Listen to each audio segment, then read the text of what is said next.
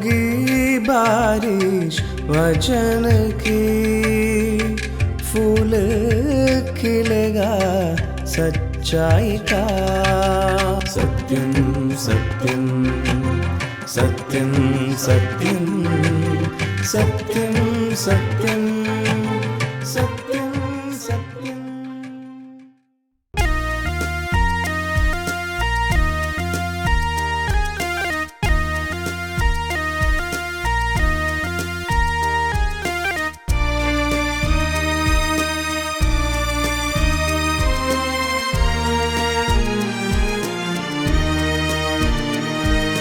करुणा का तो सागर, महिमा का तू है राजा। सांसों में समा कर मेरे दिल में यीशु आया।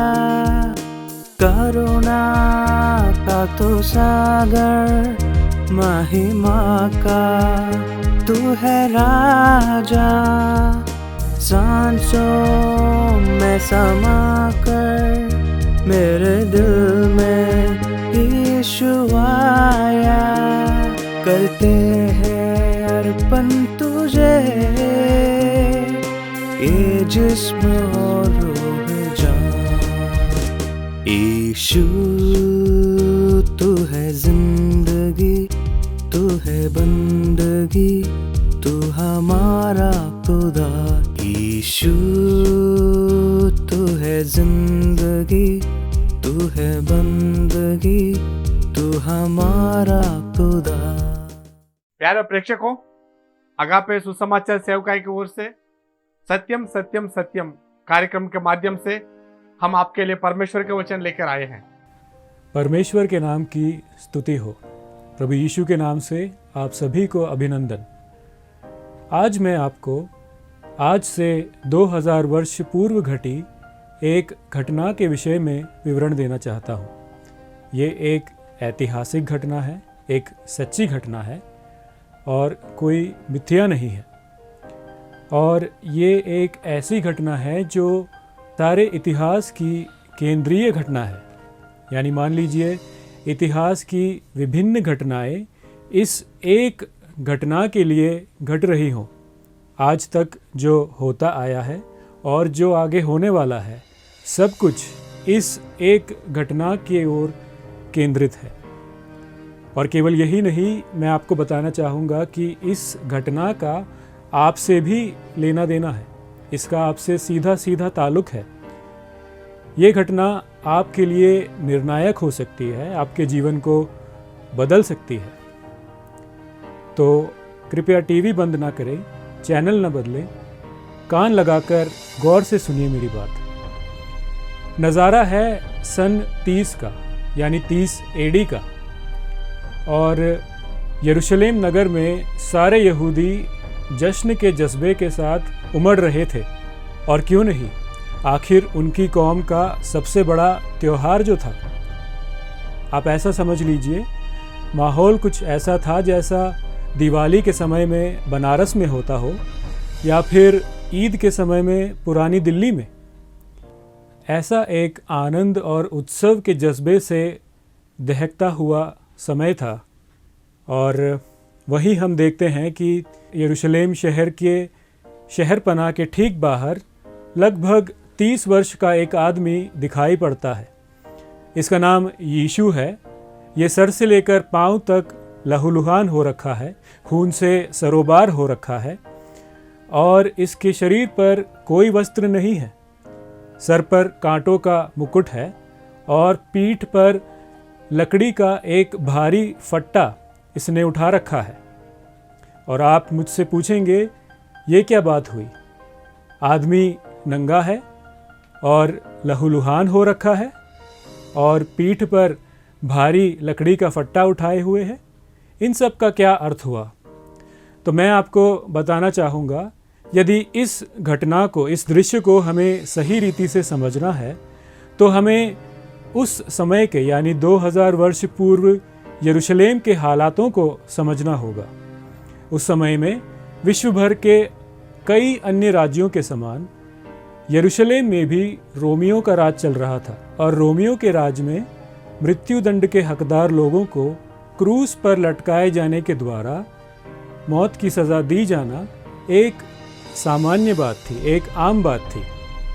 और वे लोग अपराधी को केवल क्रूस पर ही नहीं लटकाते थे, बल्कि क्रूस पर लटकाने से पहले उस पर कोड़े भी बरसाते थे। और ये कोड़े आपकी और मेरी सबसे भीषण कल्पनाओं के भी परे खौफनाक होते थे। और इनके कोड़े कुछ इस प्रकार के होते थे।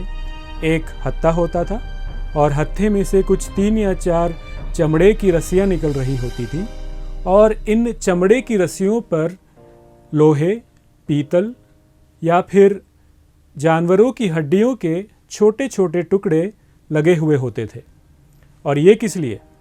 ये इसलिए क्योंकि ये निर्दयी लोग अपराधी को बड़ी क्रूरता के साथ, बड़ी निर्दयता के साथ अत्यंत कष्ट देकर, उसे पीड़ा पहुंचाकर उसकी जान लेना चाहते थे।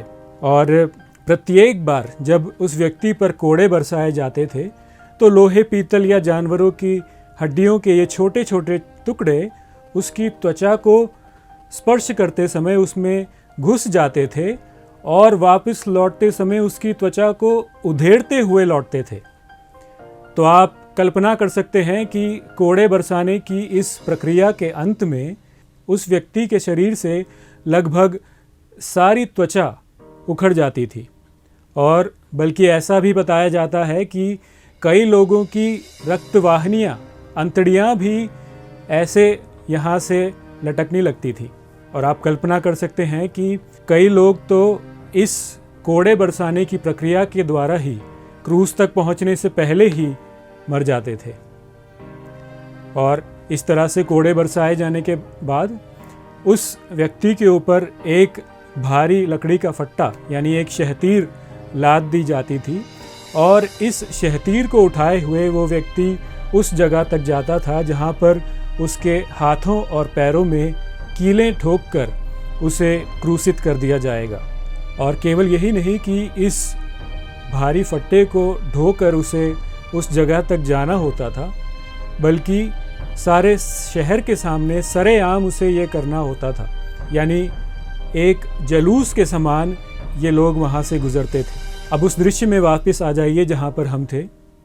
ये नंगा आदमी अपना क्रूस ढोए हुए यरूशलेम के बाहर चल रहा है। खून से सरोबार है, लहूलुहान है, क्योंकि उस पर कोड़े बरसाए गए हैं और उसके शरीर पर कोई वस्त्र नहीं है। और ये अपना क्रूस ढोते हुए उस पहाड़ की ओर बढ़ता जा रहा है जहाँ पर इसके हाथों और पैरों में कीले ठोकने के द्वारा इसे क्रूस पर चढ़ा दिया जाएगा। इसकी हालत बहुत ख़राब है।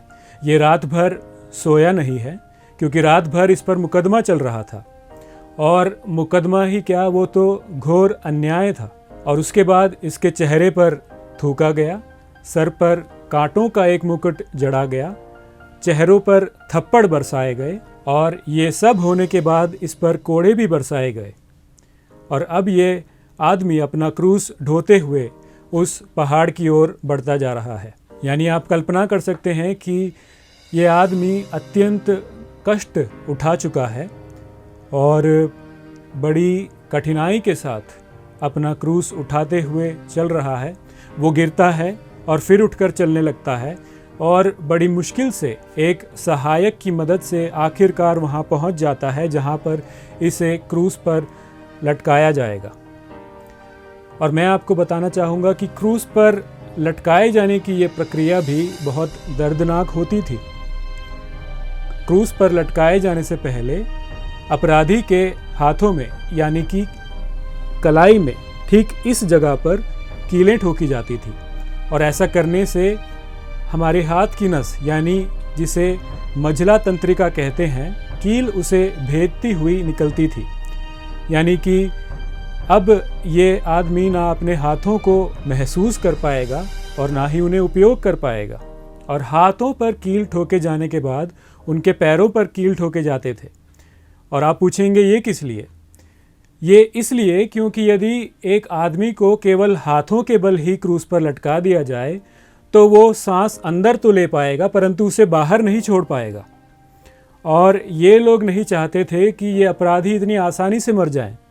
वे चाहते थे कि अपराधी तड़प तड़प कर मृत्यु का अनुभव ले, और इसलिए ये उनके पैरों पर कीलें ठोकते थे ताकि पैरों के बल खुद को ऊपर की ओर धकेलते हुए ये लोग अपनी सांस बाहर छोड़ सके। और इस तरह से क्रूस पर लटकना एक बहुत ही दर्दनाक अनुभव होता था, क्योंकि आपको याद होगा कि कोड़े बरसाए जाने के बाद इस अपराधी के शरीर में त्वचा नहीं है। क्रूस पर लटका हुआ वो आदमी अत्यंत पीड़ा का अनुभव करता था, क्योंकि प्रत्येक बार जब भी वो सांस लेता था और उसे छोड़ता था, उसकी त्वचा रहित पीठ उस क्रूस की खुरदरी लकड़ी को स्पर्श करती थी। और आप कल्पना कर सकते हैं ये कैसा दर्दनाक अनुभव होगा। ये तब तक चलता था जब तक श्वासावरोध के कारण, यानी ठीक तरह से सांस ना ले पाने के कारण, वो व्यक्ति अपनी आखिरी सांस ना ले ले। यदि ऐसा कुछ नहीं हुआ तो जिंदा जला दिए जाने के कारण या फिर उनके घुटने तोड़ दिए जाने के कारण उनकी मृत्यु नहीं आ जाती थी। वो यीशु जिसके विषय में हम चर्चा कर रहे थे, जिसके विषय में हम बता रहे थे, उस यीशु को भी क्रूसीकरण के इस दर्दनाक अनुभव से होकर गुजरना पड़ा। और आप मुझसे पूछेंगे, हाँ सही है, सुनने में तो ये घटना बड़ी भीषण और दर्दनाक और खौफनाक लगती है, परंतु मनुष्य के इतिहास में ऐसे अन्य कई हैवानियत के कारनामे हो चुके हैं। और यदि वो सचमुच में अपराधी था तो इसमें कौन सी बड़ी बात है कि वो कानून के मुताबिक दंड भोग रहा था। और आप मुझसे ये भी पूछेंगे, और आप पूछेंगे क्या है इस घटना में ऐसा जो इसे इतिहास का केंद्रीय घटना बनाती है, इतिहास की सबसे महत्वपूर्ण घटना बनाती है। और आप पूछेंगे कि इस घटना का आपसे क्या लेना देना है, कैसे व्यक्तिगत रूप से ये आपके लिए महत्वपूर्ण है या आपसे संबंधित है। तो मैं आपको बताना चाहूँगा, वो व्यक्ति जिसके हाथों में कील ठोके गए थे वो कायनात के मालिक के हाथ थे। वो चेहरा जिस पर थूका गया था वो उसी का चेहरा था जो सारे ब्रह्मांड की रोशनी है। वो लहूलुहान मस्तिष्क जिसे भेद कर कांटों का ताज उसमें घुस गया था, ये वही मस्तिष्क है जो सारे ब्रह्मांड की बुद्धि और ज्ञान का स्रोत है। सीधे सीधे शब्दों में कहा जाए तो साक्षात परमेश्वर है ये, साक्षात परमेश्वर है ये व्यक्ति। ये वही है जिसने आपको बनाया है, जिसने आपके हर एक अंग को रचा है। और आप पूछते हैं इसका आपसे क्या संबंध, इसका आपसे क्या लेना देना। और फिर आप मुझसे पूछेंगे यदि ये साक्षात परमेश्वर है तो इस तरह से उसके मुंह पर थूका जाना, उसका क्रूस पर टांग कर मरने के लिए छोड़ दिया जाना, इन सब का क्या मतलब है। और मैं आपको फिर से बताना चाहूँगा, जैसा हमने आरंभ में कहा था, ये इतिहास की सबसे महत्वपूर्ण घटना है, क्योंकि ये परमेश्वर की ही योजना है। परमेश्वर ने इस जगत के आरंभ से जो कुछ होता आ रहा है वो इसी घटना की ओर केंद्रित है। और ये परमेश्वर की ही योजना थी कि यीशु मनुष्य का रूप धारण करके इस पृथ्वी पर आए और मनुष्य के पापों के लिए अपने प्राण क्रूस पर दे दे। इस तरह से मनुष्य के पापों को यीशु पर उंडेल देने के द्वारा और उसके पापों की सज़ा यीशु पर डाल देने के द्वारा परमेश्वर ने मनुष्य के उद्धार का मार्ग बनाया, मनुष्य के लिए पापों की क्षमा पाने का मार्ग बनाया। जी, बाइबल हमें बताती है कि मनुष्य अपने सृष्टिकर्ता परमेश्वर से अलग हो चुका है, जुदा हो चुका है। और यही नहीं, वो उसकी दृष्टि में दोषी है, गुनहगार है और मृत्यु का हकदार है। मृत्यु से मेरा तात्पर्य हमेशा हमेशा के लिए नरक की आग में जलते रहना। जी, परमेश्वर के सटीक और सच्चे न्याय के अनुसार मनुष्य इसी का हकदार है। और बाइबल हमें बताती है कि मनुष्य के पास कोई क्षमता नहीं कि वो खुद को इस दयनीय अवस्था से बचा सके, इस पाप नामक बीमारी से छुटकारा दिला सके। और इसीलिए परमेश्वर का पुत्र यीशु मसीह इस संसार में आया कि उसके बेशकीमती और बहुमूल्य लहू बहाने के द्वारा, उसकी मृत्यु के द्वारा मनुष्य के पापों की क्षमा का मार्ग खुल सके। और यीशु पर विश्वास करने वाला हर व्यक्ति परमेश्वर की ओर से पापों की क्षमा और अनंत जीवन पाता है। परमेश्वर की दृष्टि में धर्मी, नेक यानी पवित्र और शुद्ध घोषित किया जाता है और अपने सृष्टिकर्ता के साथ दोबारा संबंध स्थापित कर पाता है। यानी ये घटना जिसके विषय में हम सुन रहे थे, ये आपके लिए इस रीति से निर्णायक हो सकती है यदि आप इस संदेश पर विश्वास करें कि यीशु आपके लिए मारा गया, आपके पापों के लिए क्रूस पर उसने अपने प्राण दे दिए, आपके अपराधों के लिए वो अपराधी के समान क्रूस पर लटकाया गया, तो आप पापों की क्षमा पाएंगे केवल इस संदेश पर विश्वास करने के द्वारा, केवल परमेश्वर के पुत्र के इस महान कार्य पर विश्वास करने के द्वारा। खैर, हम वापस उस घटना की ओर लौटते हैं। यीशु अब क्रूस पर टंगा हुआ है और यही नहीं, उसकी दाईं ओर और उसके बाईं ओर दो अपराधी भी टंगे हुए हैं। और हम देखते हैं कि ये दोनों अपराधी भी वाकई में यीशु के साथ साथ अपना क्रूस ढोते हुए उस पहाड़ पर लाए गए थे। और क्रूस पर जब यीशु को लटकाया गया तो यीशु के साथ साथ इन दोनों को भी वहाँ लटकाया गया। इन लोगों ने देखा था कि कैसे एक बड़ी भीड़ इसके पीछे आ रही थी और इसके लिए विलाप कर रही थी। इन्होंने देखा था कि कैसे क्रूस के पास खड़े लोग इस व्यक्ति की निंदा कर रहे थे, उसका ठट्ठा उड़ा रहे थे, कह रहे थे कि यदि तू सच में मसीहा है, यदि तू सच में परमेश्वर है, यदि तू सच में मसीहा है, यदि तू सच में परमेश्वर का पुत्र है, तो क्रूस से उतर कर आ और खुद को बचा। और इन्होंने ये भी देखा था कि सब लोग इसे गाली दे रहे थे और ये उनकी गालियां चुपचाप सुन रहा था, उनके जवाब में कुछ नहीं बोल रहा था, बल्कि अपने पिता से यानी परमेश्वर को पिता संबोधित करते हुए उनके लिए प्रार्थना कर रहा था। इन्होंने ये सब देखा और ये लोग भी उसकी खिल्ली उड़ाने लगे। वो उससे पूछने लगे, तू कहाँ का मसीहा है बे? तू कैसा मसीहा है जो क्रूस पर टंगा हुआ मर रहा है? यदि तू सच में मसीहा है तो खुद को बचा और हमें भी बचा। और जब वो इस तरह से उसका मजाक उड़ा रहे थे, उसकी खिल्ली उड़ा रहे थे, तभी वहाँ एक गजब की घटना हुई। एक आश्चर्यचकित कर देने वाली बात वहाँ हुई। दोनों डाकुओं में से एक, उसके मन में कुछ बदलाव हुआ, उसका ज़मीर जागने लगा। उसने इस व्यक्ति की ओर देखा और उसने देखा कि इसके चेहरे पर एक असामान्य सुनिश्चितता है, एक पहले कभी न देखी गई शांति है, मानो ये अपनी परिस्थिति के नियंत्रण में हो। और उसने देखा कि कैसे ये बाकियों से अलग है। बाकी लोग जो क्रूस पर लटकाए जाते थे वो परमेश्वर को कोसते थे, रोमियो को कोसते थे, और ये व्यक्ति अपने गाली देने वालों के लिए प्रार्थना कर रहा है और चुपचाप सब कुछ सह रहा है।